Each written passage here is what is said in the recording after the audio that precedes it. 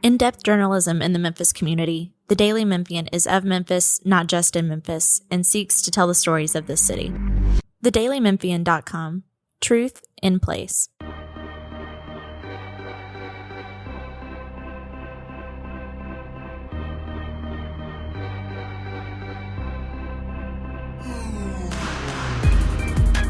Welcome back to another edition of the Daily Memphian's Memphis Grizzlies podcast. This is your host, Drew Hill, joined as always by Chris Herrington.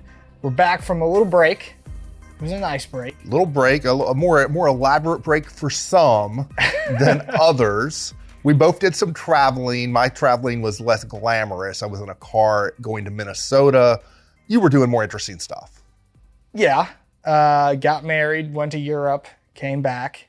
I've dove in all the way to a lot of these draft prospects. I feel like I'm slightly, from listening to you on the Jeff Calkins show, give people like just a little taste. Where were you at? Just a little bit. I was in Italy. I'll just tell them the whole thing. I was in Venice, took a train to Lugano, Switzerland. All right. Lugano, Switzerland was incredible. It's very close to Lake Como, if you're familiar with that area. Went from there to Rome on another train, to Florence on a train, and then from Florence back to Venice, back to the United States. It was great. And listen, I was not, and I think I wrote this in a newsletter, I was fully anticipating this trip not happening because we planned our wedding for the last week of the Grizzlies regular season. Because the idea was, okay, if the Grizzlies aren't in the play-in game, we can get married, we can go on a quick little trip to Florida for a couple days. We can come back and I'll be here for the start of the playoffs. And maybe I miss a practice or two, but that's okay. We'll make it work. And that was what the original plan At what point in the season did you shift gears on your plans? Was it 6-19? Well, yeah, at 6-19, we were thinking. You were like, let's book the plane to Italy. No, it was the play-in game. We were like, oh, we might actually have a play-in game in Memphis. And because of that, let's just punt the honeymoon all the way to the fall. So was it the jaw torn labrum? At what point did you start booking plane tickets overseas? It was after the jaw injury. There you go. Occurred. We started looking to see what the prices would be, and we had figured it would still be cheaper to travel in the fall. So that was still the plan.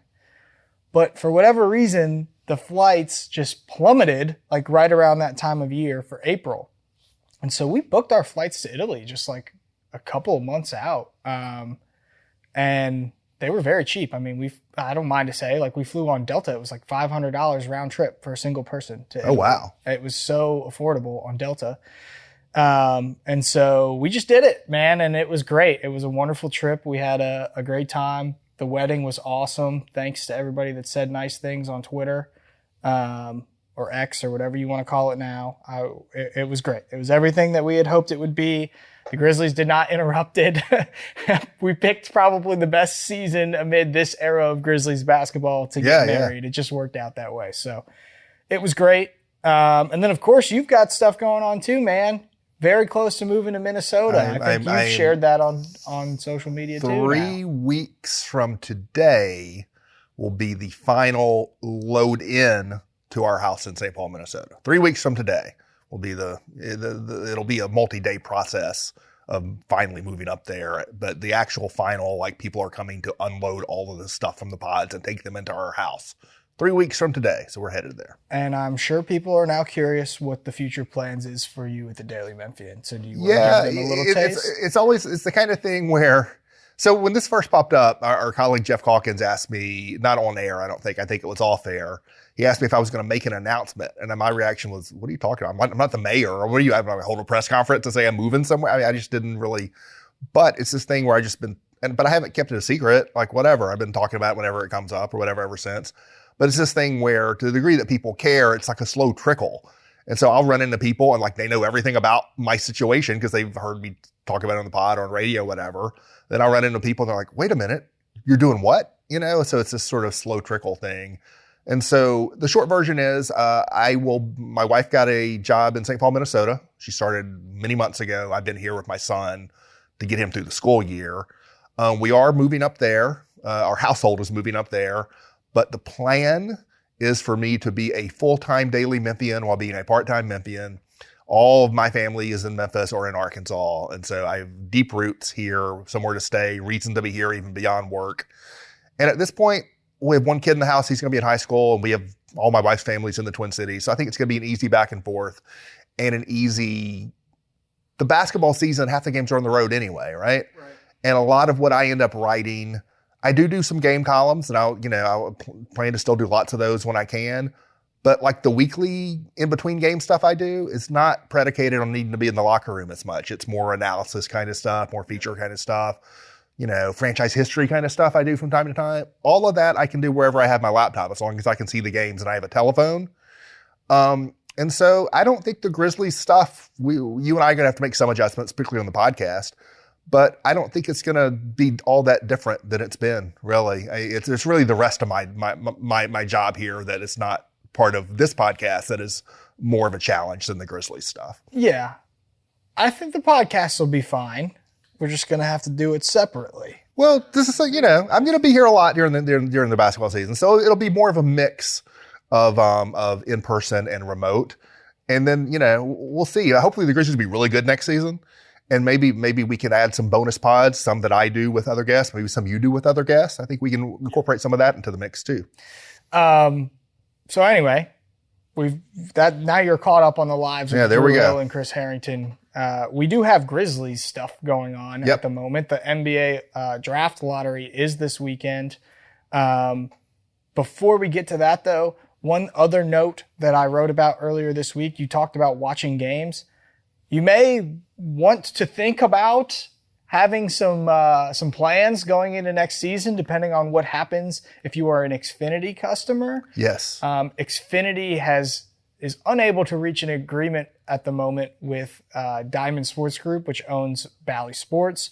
So if you are like me or Chris and you have Xfinity at your house, you are unable to watch Bally Sports right now, which means you can't watch the Braves or the Cardinals at the moment if you're a fan of one of those teams.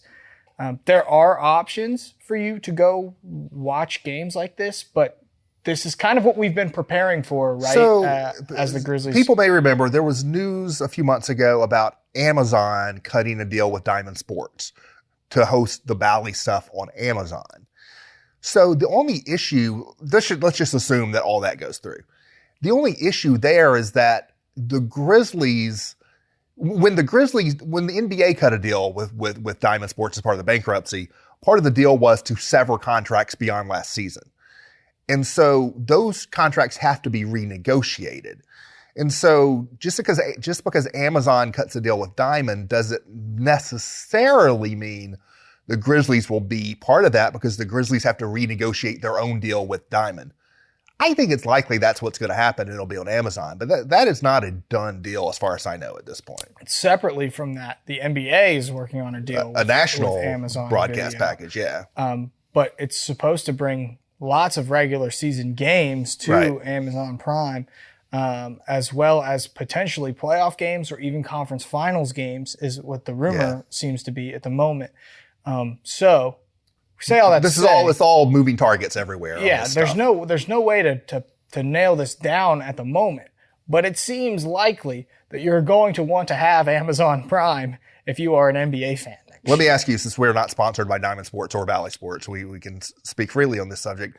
I can't remember, I had become a subscriber to the stream.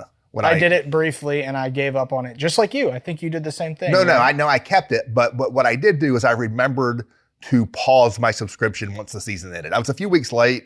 I ended up paying an extra month that I didn't need to pay. But if you're a subscriber to the stream and you're not wanting to watch, maybe you're wanting to watch, Cardinals or whatever, other things that are on Bally Sports. But one of the things you can forget about, like if you want to need it for the Grizzlies, you don't need it right now. Yeah, well, that is true. But then the other part of this was there were a lot of complaints about that stream this year. That it wasn't working. Did they get it worked out where it worked better? It was a little hinky. It was not great. It did not get to the point where I decided I needed to do something different. But there were definitely some buffering issues, and there were issues with it. Yes. Yeah. Well, I mean, as you probably know if you read the Daily Memphian, when basketball season starts, when the NBA begins, there's not as many people following it super closely as, say, like December. Right. So the Daily Memphian's travel schedule is kind of geared closer towards December. I don't think that's like a secret. Right. But that means I've got to watch the games on TV. And when the first preseason game didn't work on the stream, I just said, this is not going to work. Right. If anybody here needs to be able to watch these games, it's me. So I went straight back to Xfinity and got Xfinity again. But if I can't watch the Grizzlies on Xfinity, I'm not going to keep Xfinity. I mean, it just doesn't, all of these things, you know, it just feels like it's such a puzzle to have to put this together. It's a chore. And it's annoying that you have to deal with it. But everybody's going to have to deal with it this year. And hopefully we get a little bit more clarity on what you need to do to be able to watch the Grizzlies by the start of the season. I imagine we will. I also think come Summer League, this is an educated guess. I believe that the Grizzlies will likely stream those games again on their app as they did a season ago on the Grind City Media app. I do think that it's important. Like there are teams like the Clippers and Jazz in particular that stream their own games and have their own subscription.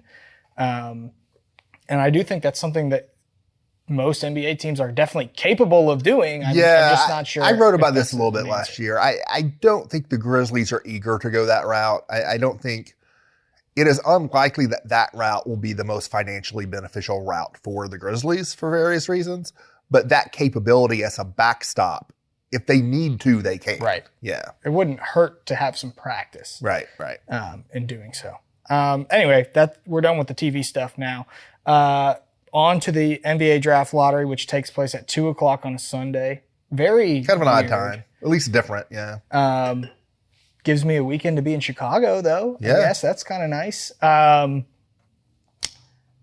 Grizzlies have a 31.9% chance, I believe, of moving into the top 4. Most likely they'll be at 7 or 8. They currently have the 7th best odds to win the lottery. What is is any movement upward?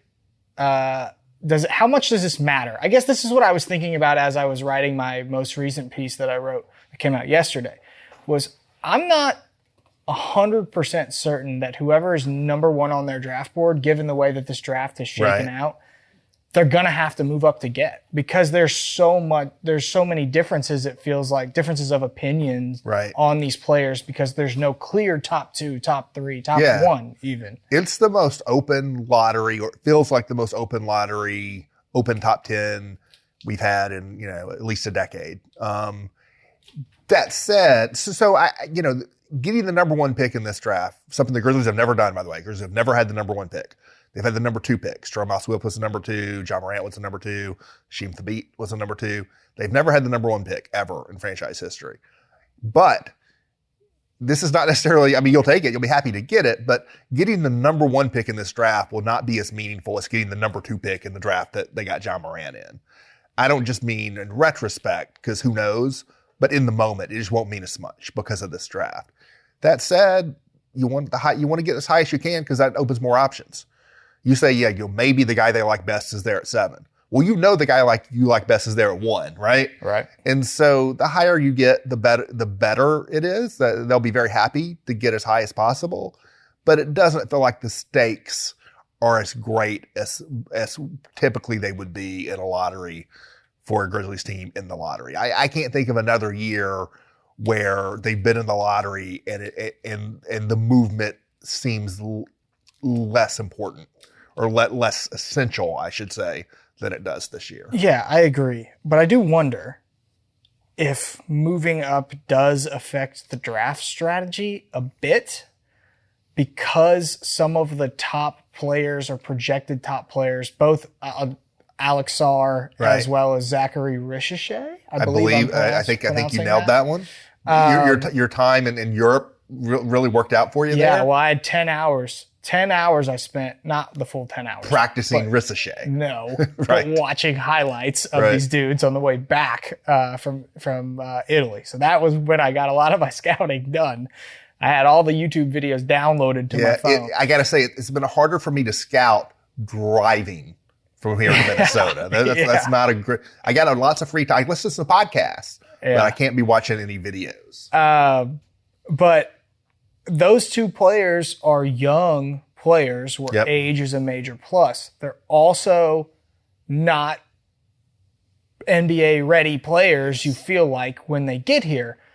But if you have the number 1 or number 2 pick, you might be more tempted to take a player with a much higher ceiling or a perceived higher ceiling, even if your contention window is right now. And I feel like I just wonder if the strategy changes at all, if the Grizzlies move up or down, or if it stays the same. Yeah, no, I think that all that is right. The other thing I wonder about is, because this draft feels so flat or uncertain, across the top 10, how much does moving up increase the trade value of the pick?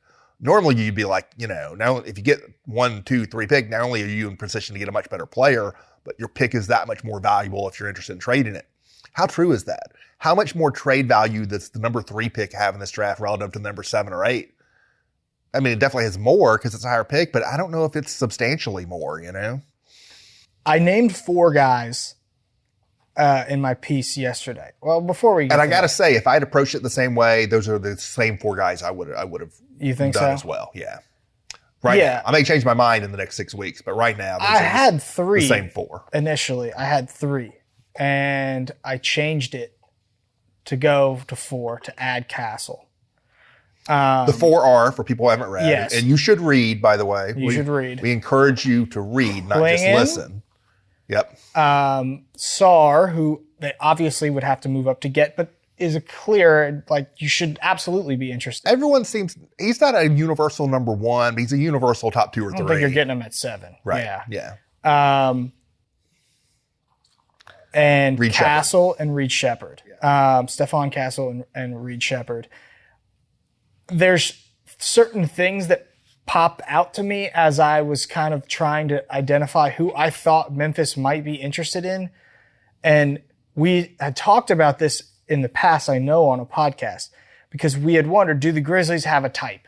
Do the Grizzlies have a draft type? Because for a minute we thought maybe they did, right? Like Desmond Bane, experienced college player, high efficiency numbers. Brandon Clark, same thing. Tillman, and then John Conchorus, an undrafted draft night signee. Yeah. Right. Tillman, especially defensively, was incredible. Right. And the numbers were amazing. But then they took G.G. Jackson, and then they took Zaire Williams, and they took these guys that were, as high schoolers, viewed as the best players of their age, but then in college it didn't translate. Right. And obviously we saw G.G. Jackson play really well last year. Zaire hasn't necessarily lived up to the billing of a top 10 pick. So they don't really, I don't think they necessarily have a type. I don't think that you can necessarily say that anymore, but you can try to identify players that are similar. Not only do they not have a hard, fast type, but success doesn't have a hard, fast type. You know? Exactly. I think these are all things that are important to recognize. And the more I watched Donathan Clingan, and I looked at the box scores, and he's probably been the most talked about player, I would say, along with the Grizzlies, just because the fit is so obvious, right? Like your traditional big man. Well, there's a real chasm at that position. They just don't have. They don't have it. Right. Who can screen and who's a bit of a bruiser on the boards and block shots on the interior. Like that is, if you're looking for the Steven Adams type, like he's the closest thing you're going to get to that in this draft, in this area where they're picking. So he's probably been the most discussed, but like he actually gives me, gives me a little bit of Brandon Clark vibe, and not because of the way that they play, but because if you're trying to like look at his best, what's best about him as a prospect, right? It's that he never does too much and he's extremely efficient in what he does. Like, and that's exactly what Brandon Clark did. Shot over 60%, was one of the, both are top 10 players, I believe, in the last, or top 20 players in the last 10 years in player efficiency rating, high offensive rating, high defensive rating, like does everything well. Brandon Clark just did it in more minutes and more shots, which is, I think, a little bit more impressive. You may have missed this because this is while you were gallivanting around the globe, but Kevin Pelton, ESPN, did his annual draft projections, stat draft projections, just not not based on his subjective watching tape, but just like plugging the advanced numbers in, spitting them out. And he had Klingon as the number one prospect in the draft based on the stat projections. I will be interested to see what friend of the pod John Hollinger does with Klingon, because I think, his secret sauce may be different from Pelton's secret sauce, but I think there's probably a lot of commonality in the stat stuff John uses. At the same time, he has in recent years been highly skeptical of drafting true centers high. And so I'll be interested to see where he comes out with Klingon. Clark was applauded big time when that pick, because the numbers were so good, right? And Klingon has both a size and age advantage, which is kind of why I think, and shot blocking. I mean, like statistically, he's a little bit ahead of where Brandon Clark was. But like he would be the most applauded pick, right? Like he would be the pick that people would be most excited about. He would be the people's champ of Grizzlies draft picks. There will be and this is true of any of the picks, but there will be a subset of people who won't like the Klingon pick. There is a counter argument against Klingon, and I recognize it, but I don't think I accept it, which is big men who can't shoot will get played off the floor unless you are Rudy Gobert, a 4-time defensive player of the year. That you need to be Chet Holmgren, you need to be Kristaps Porzingis, you need to be Karl-Anthony Towns, you need to be guys who can play on the perimeter. And then if you can't, at the very highest level to playoff basketball, you're not going to matter. I recognize that as a valid thing to think about. I don't think I accept that argument, especially in this draft, because that's fine, but who are you drafting? I just don't know if I see anyone where I say that's the guy who's going to be one of your 3 or 4 best players at Game 7 of an NBA Finals. I don't know if that's what you're getting out of this draft anyway. I agree 100%. And when I think about what the Grizzlies need, they don't need somebody who's going to score 20 points a game, right? They need somebody that can set good screens, that can rebound, and that can defend the paint, so that you can allow Jaren to roam. Right. And outside of Alex Sarr, I'm not sure you're going to get anybody else. And I think the starting point for your hopes and dreams for the Grizzlies has to still start in the regular season. It has to be in a competitive West, getting back to being a top 4 seed.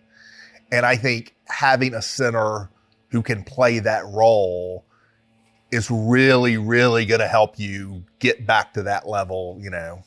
I think you got to start from there before you can go anywhere else. Yeah. But you don't have to draft a center. No. Especially if you move up. I think that definitely changes things, or if Klingon is not available. Right. Because I think Reed Shepherd is very interesting. Super interesting. Yeah. Because he fits in the backcourt. His demeanor fits on the court. Right. I watched a lot of Reed Shepherd this year. I grew up in Kentucky. My parents went to UK, right? And when I'm home for Christmas, my dad's got Kentucky basketball. I watched a lot of Kentucky basketball. I was at the SEC tournament this year.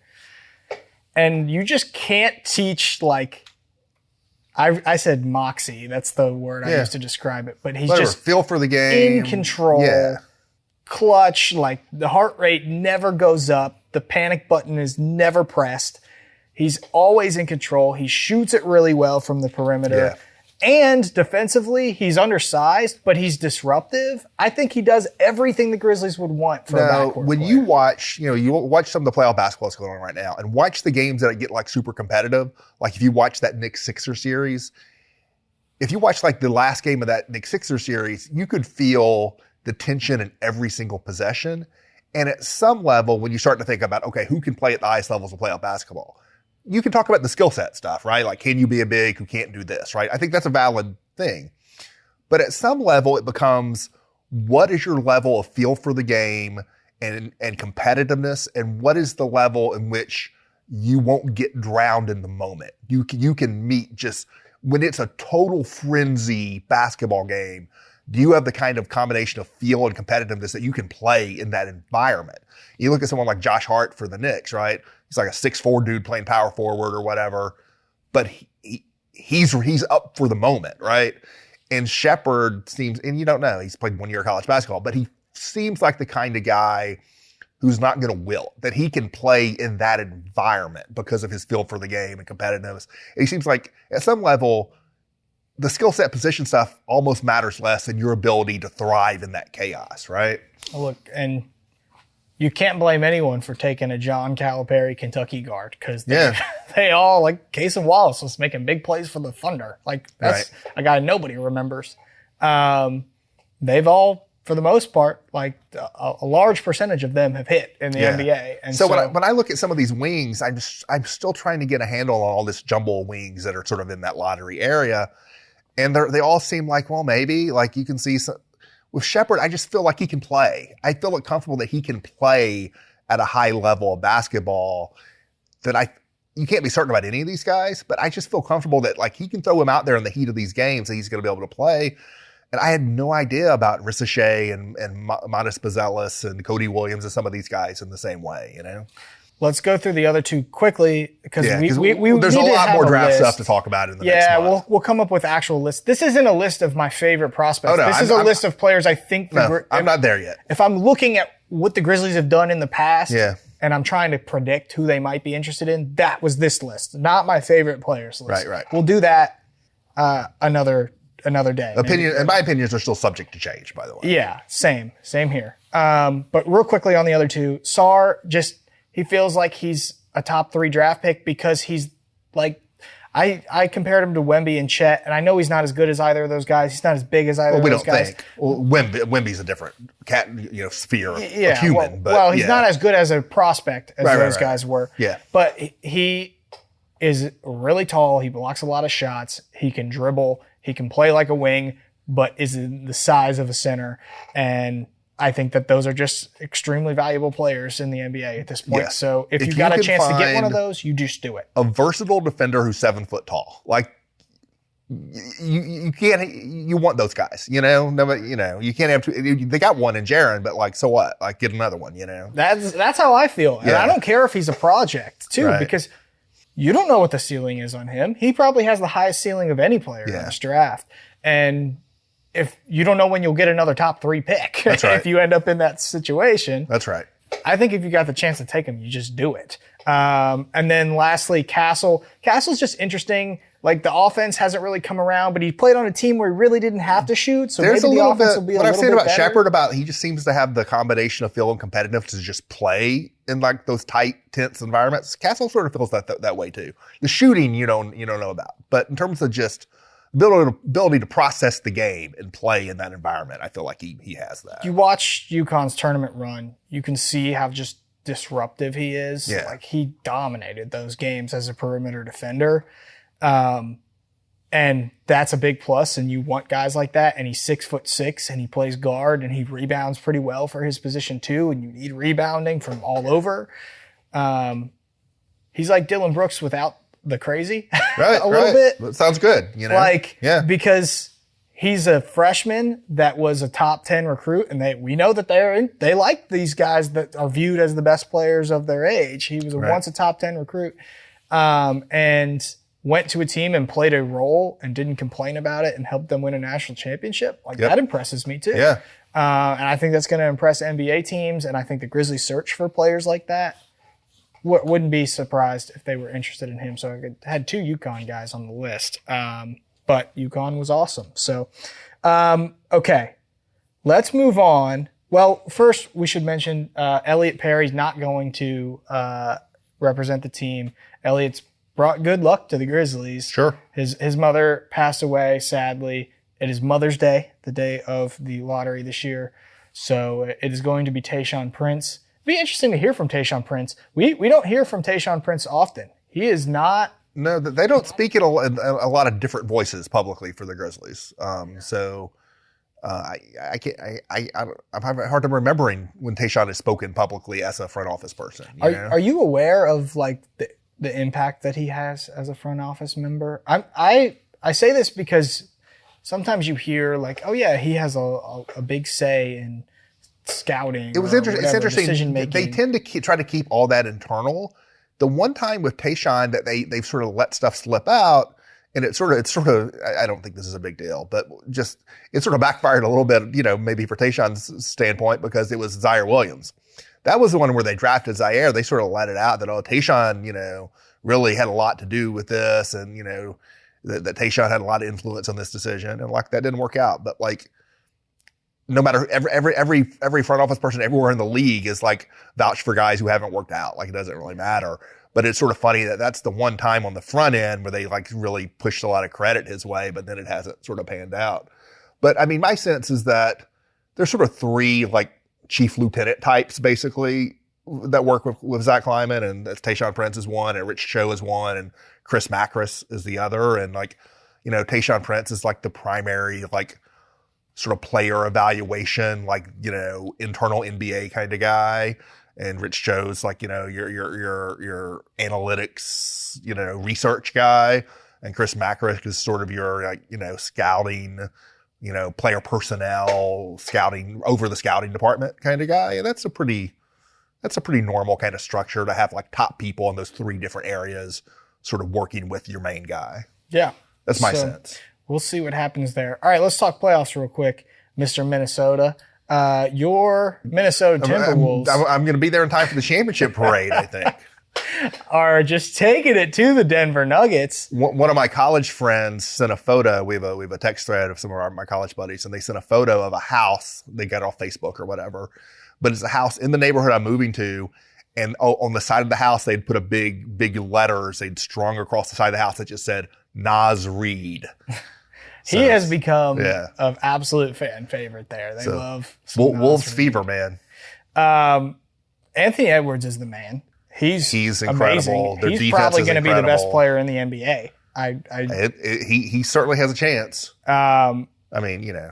And something if Wemby doesn't close that book for like 15 years, you know, he's certainly got a chance. It's just interesting though, because we all view Denver as this big juggernaut. Yeah. Jamal Murray, first of all, doesn't look right. That's really a thread throughout the playoffs. It's like Luka doesn't look quite right. Halliburton doesn't look quite right. Yep. Like, do you have the talent, and is your talent healthy this time of year? But you would think that Jokic was just so efficient and so good enough that he could carry them, but the Wolves are just good. I mean, the Wolves are just too much for that. But I was asked on the radio, and I'm going to give out a little bit of a hot take. I was asked who's the biggest threat to Denver in the West, and I should have said Minnesota, because Minnesota's probably going to win this series. But I also believe that OKC could beat Denver in a series. OKC hasn't been they haven't really had a tough game yet, and they may not if Luka's not. If Luka's not right, I mean, they had the weakest first round opponent in New Orleans without Zion, and I think Dallas, I thought would be capable of beating them, and it's one game, who knows? But if Luka's not right, that's definitely not happening. I'm just not. I don't think OKC matches up that great with Minnesota, honestly. Right. But they're not OKC isn't missing anything. They've got a little bit of everything. They're really well balanced. They're really depth of talent, well coached. They're in a great groove. They're playing great basketball right now. They are the 1 seed, by the way. Yeah. I mean, I really do think we could have Oklahoma City in the finals. I believe that. And I've believed that from the moment the playoffs started. I know Grizzlies fans would love that. Grizzlies fans aren't going to feel great about it if it's Minnesota either. No. They'll say that they will because of Mike Conley, but nobody wants to be passed as the good young team. I agree. It's sort of, and with the Minnesota thing, it would be even more than with SGA in Oklahoma City. If it's Minnesota, this has already happened, but with Minnesota, it would even nail it down even more, the degree that Anthony Edwards is taking the mantle, right? Most exciting young player in the league. That was Ja 2 years ago. Anthony Edwards has snatched that already. But if they make it to the finals, even more so, that becomes clear. But I think from a team standpoint, I think Grizzlies fans, I'm going to guess, would feel even worse about OKC getting there than Minnesota. There's more of a rivalry between the franchises and cities. Yes. There's more of a sense that this is the young team who is where the Grizzlies were 2 years ago. They're doing the group interview thing at the end of the games. I welcome that. Oh, that's a rivalry we need next season. That would be fantastic. We need bad blood, Thunder Grizzlies. I want the Thunder to make the finals, and they'll probably lose to Boston. I don't know. Who knows? They could. Boston's not going to get tested at all, it doesn't look like. I want the Thunder in the finals. I want the Thunder to lose in the finals. And then I want the Grizzlies and the Thunder to play right at the beginning of the season, national TV. Ja wins. They get around the mic and they issue a reminder. Guess who did this first? No. I want a moment like that, and then we can really kickstart this rivalry. We can get it going. You make a great point, and this is something I always circle back to. I'm not one for the hand wringing over. Oh no, does Oklahoma City have a better chance to win a title than the Grizzlies? I want good basketball, and I want fun basketball, and I want competitive basketball, and I want next season, whatever happens ultimately, you got to go through the journey to get to the end. And I want the journey to be the Grizzlies in the hunt, in the fight, in the fray, battling with those teams next season. Whatever happens at the end, let's get into the fray first and have really fun, tense, competitive basketball among these teams. Preferably for you battling with Minnesota, because you won't have to go anywhere. Well, we'll see. I'm already worried that when the schedule comes out, it's going to be some situation where the games at Minnesota are like the 1-game road trip in the middle of like 9 home games. And it's really going to make sense for me to be in Memphis while they're playing in Minnesota. That could happen. Well, yeah, it could happen because of where they're both situated in the West. That actually happens often. Yes. It feels like. So we'll see about that. Last thing, East. I don't think there's as much to say. The Knicks. People sleeping on Boston. Fun. They're just rolling. Well, the Knicks are fun. That dude from the Knicks, he's pretty good. Yeah. I still remember what Anthony said. Anthony Sane. Shout out to our friend Anthony Sane. Character assassinating Jalen Brunson in a press conference relative to John Morant. And look where they're each at right now.